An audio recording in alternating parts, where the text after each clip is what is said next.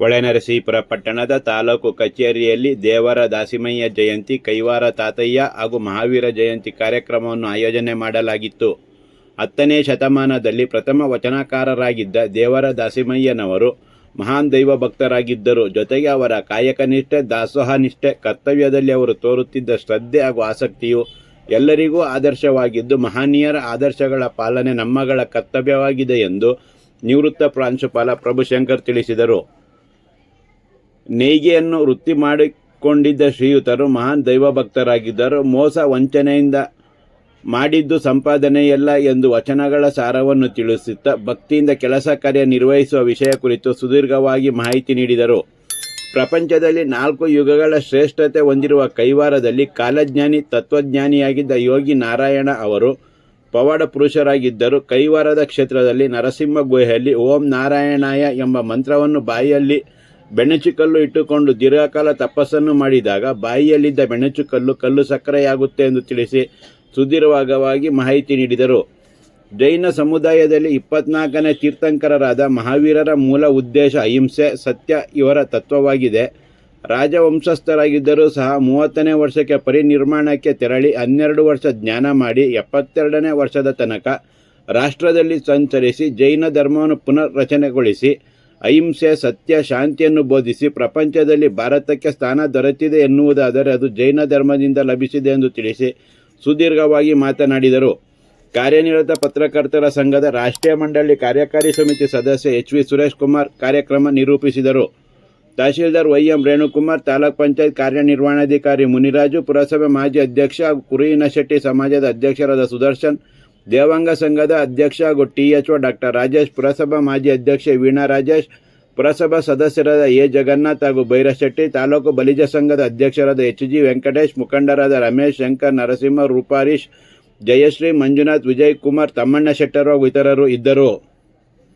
ಸುತ್ತಿ ಬೀಸುವ ಗಾಳಿ ಅದು ನಿಮ್ಮ ದಾನ, ನಿಮ್ಮ ದಾನವನ್ನುಂಡು ಅನ್ಯರನ್ನು ಹೊಗಳುವ ಪುಣ್ಯಗಳೇನೆಂದರೆ ರಾಮನಾಥ ಅಂತ ದೇವರ ದಾಸಿಮಯ್ಯ ತಮ್ಮ ವಚನದಲ್ಲಿ ತಿಳಿಸುತ್ತಾರೆ. ಈ ಕಾರ್ಯಕ್ರಮದ ಅಧ್ಯಕ್ಷತೆಯನ್ನು ಬೆಳೆ ನಿಮ್ಮ ದಾನ, ಸುಳಿದು ಸುತ್ತಿ ಬೀಸುವ ಗಾಳಿ ಅದು ನಿಮ್ಮ ದಾನ, ನಿಮ್ಮ ದಾನವನ್ನುಂಡು ಅನ್ಯರನ್ನು ಹೊಗಳುವ ಪುಣ್ಯಗಳೇನೆಂದರೆ ರಾಮನಾಥ ಅಂತ ಹೇಳ್ತಾರೆ. ಅಂದರೆ ಈ ಭೂಮಿನೂ ನಿಂದೆ, ಈ ಗಾಳಿನೂ ನಿಂದೆ, ಮಳೆನೂ ನಿಂದೆ, ಎಲ್ಲ ಭಗವಂತ ಪ್ರಕೃತಿ ದತ್ತವಾಗಿ ನಮಗೆ ಕೊಟ್ಟಿದ್ದಾನೆ. ಅದನ್ನು ನಾವು ಅನುಭವಿಸ್ತಾ ಬೇರೆಯವರು ನಿನ್ನಿಂದ ಅಂತಾರೆ ಅಂತ ನಾಯಿಗಳು ಏನಂತೀರಿ ಅಂತ ತಮ್ಮ ಅಂಕಿತ ರಾಮನಾಥವನ್ನು ಇಟ್ಕೊಂಡಿದ್ದಾರೆ. ಪ್ರಥಮ ವಚನಕಾರರು ದೇವರ ದಾಸಿಮಯ್ಯ, ಕನ್ನಡದಲ್ಲಿ ಪ್ರಥಮ ವಚನಕಾರರು. 12ನೇ ಶತಮಾನದಲ್ಲಿ ಏನು 668 ಅಮರ ಗಣಗಳು ಬರ್ತಾರೆ, ಬಸವಣ್ಣವರು ಅನುಭವ ಮಂಟಪ ಮಾಡ್ತಾರೆ. ಅದು ಮುಂಚೆ 10ನೇ ಶತಮಾನದಲ್ಲಿ ಈಗಿನ ಯಾದಗಿರಿ ಜಿಲ್ಲೆ ಸುರಪುರ ತಾಲೂಕು ಮೊದಲೂರಿನಲ್ಲಿ ಇವರು ಜನನ ಆಗ್ತಾರೆ. ಸರಿಯಾದ ಇಶಿವಿ ಗೊತ್ತಿಲ್ಲ, ಆದರೆ 10ನೇ ಶತಮಾನದಲ್ಲಿ ಇವರಿದ್ರು ಅಂತ. ಇವರ ಹೆಂಡತಿ ದುಗ್ಗಡೆ ಅಂತ. ಇವರಿಬ್ರು ಮಹಾ ದೈವಭಕ್ತರು, ಶಿವಭಕ್ತರು. ಇವ್ರ ಕೆಲಸ ಬಟ್ಟೆಯಿಂದ ನೇಯುವುದು, ನೇಯ್ಗೆ ಮಾಡುವುದು, ಅದನ್ನು ಮಾರಾಟ ಮಾಡುವುದು. ಇವರು ಮಹಾ ದೈವಭಕ್ತರು. ಅವರು ಏನು ಹೇಳ್ತಾರೆ ಅಂದರೆ ಭಕ್ತಿಯಿಂದ ಎಲ್ಲವನ್ನ ಸಾಧ್ಯ ಮಾಡಬಹುದು ಅಂತ. ಅದಕ್ಕೊಂದು ವಚನ ಹೇಳ್ತಾರೆ, ಹರಿದ ಗೋಣಿಯಲ್ಲೊಬ್ಬ ಕಣವೆಯ ತುಂಬಿ ಇರುಳೆಲ್ಲ ನೆಡದನ ಸುಂಟಕ್ಕಂಜಿ, ಕಣವೆಯೆಲ್ಲ ಓದಿ ಬರಿಗೋಣಿ ಉಳಿದಿತ್ತು, ಅಡಿಮಣಿದವನ ಬಗ್ಗೆ ಇಂತಾಗಿತ್ತು ರಾಮನಾಥ ಅಂತ ಹೇಳ್ತಾರೆ.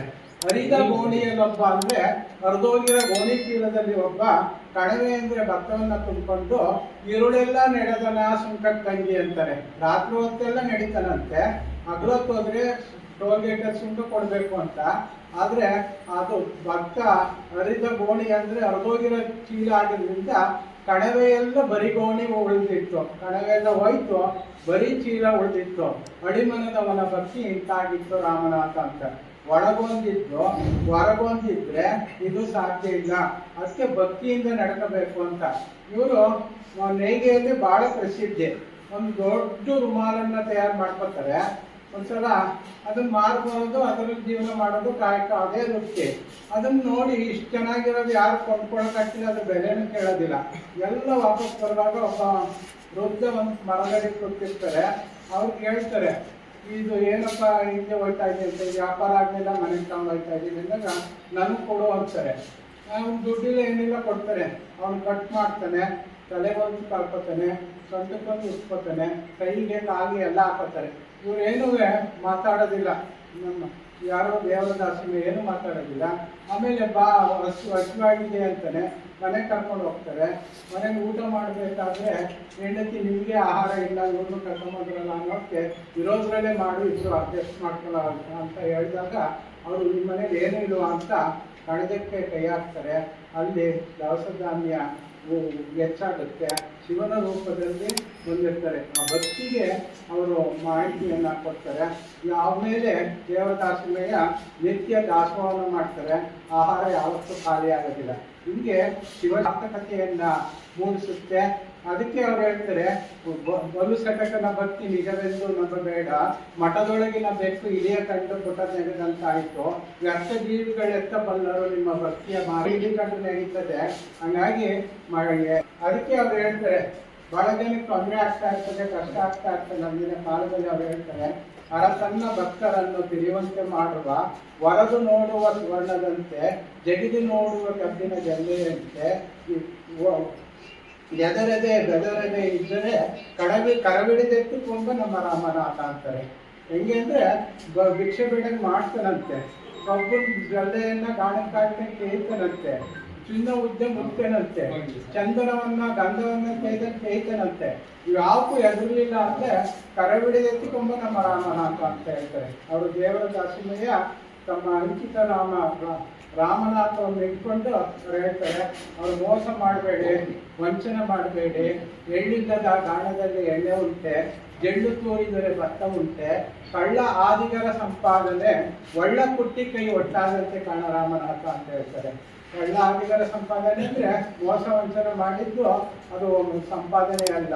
ಎಳ್ಳಿಲ್ಲದ ಗಾಣದಲ್ಲಿ ಎಣ್ಣೆ ಎಳ್ಳು ಬರುತ್ತೆ, ಜಳ್ಳು ತೋರಿದ್ರೆ ಭತ್ತ ಎಳ್ಳು ಬರುತ್ತೆ, ಎಳ್ಳಿಲ್ಲದ ಗಾಣದಲ್ಲಿ ಎಣ್ಣೆ ಉಂಟೆ, ಎಳ್ಳು ತೋರಿದರೆ ಭತ್ತ ಉಂಟೆ, ಕಳ್ಳ ಆದಿಗರ ಸಂಪಾದನೆ ಒಳ್ಳ ಕುಟ್ಟಿ ಕೈ ಒಟ್ಟಾದಂತೆ ಕಾಣರಾಮ ಅಂತ. ಒಳ್ಳ ಅಂದರೆ ಮತ್ತೆ ನಾವು ಜಳ್ಳನ್ನು ಕುಟ್ಟಿದ್ರೆ ಕೈ ಒಟ್ಟಾಗುತ್ತೆ ಅನ್ನೋ ಬರುತ್ತೆ ಹೊತ್ತು ಅಲ್ಲಿ ಅಕ್ಕಿ ಬರಲ್ಲ.